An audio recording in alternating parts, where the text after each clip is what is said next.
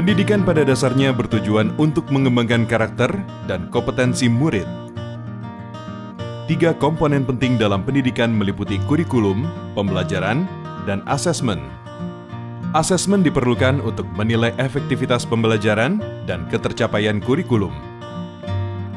Informasi dari asesmen nasional dapat dimanfaatkan untuk memperbaiki proses pembelajaran.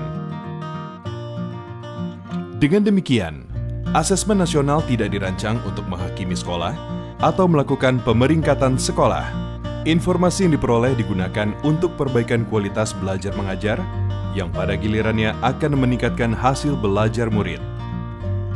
Asesmen nasional dilaksanakan dengan menggunakan 3 instrumen, yaitu Asesmen Kompetensi Minimum atau AKM, Literasi, Numerasi, Survei Karakter, dan Survei Lingkungan Belajar. Komponen asesmen kompetensi minimum terdiri dari literasi membaca dan numerasi. Literasi membaca adalah kemampuan untuk memahami, menggunakan, mengevaluasi, merefleksikan berbagai jenis teks untuk menyelesaikan masalah dan mengembangkan kapasitas individu sebagai warga Indonesia dan warga dunia agar dapat berkontribusi secara produktif di masyarakat.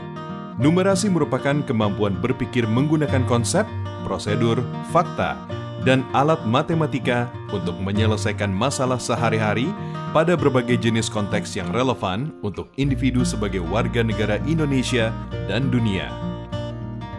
Instrumen kedua, survei karakter, dikerjakan oleh murid untuk mendapatkan informasi hasil belajar sosial emosional. Survei karakter mengukur 6 aspek profil pelajar Pancasila, yaitu beriman dan bertakwa kepada Tuhan Yang Maha Esa, serta berakhlak mulia, berkebinekaan global, bergotong royong, mandiri, bernalar kritis, dan kreatif.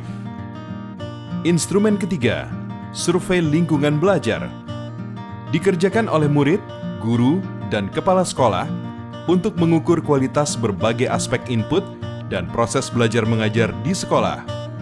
Survei lingkungan belajar mengumpulkan informasi tentang kualitas proses pembelajaran dan iklim sekolah yang menunjang pembelajaran. Asesmen nasional dilaksanakan kepada murid, guru, dan kepala sekolah di setiap satuan pendidikan. Murid akan mengikuti asesmen kompetensi minimum, survei karakter, dan survei lingkungan belajar. Sementara guru dan kepala sekolah hanya mengikuti survei lingkungan belajar. Responden murid akan dipilih secara acak dengan jumlah maksimal 30 murid SD atau MI, 45 murid SMP atau MTS, dan 45 murid SMA, SMK atau MA. Dengan melaksanakan asesmen nasional, mari kita tingkatkan mutu pendidikan di Indonesia.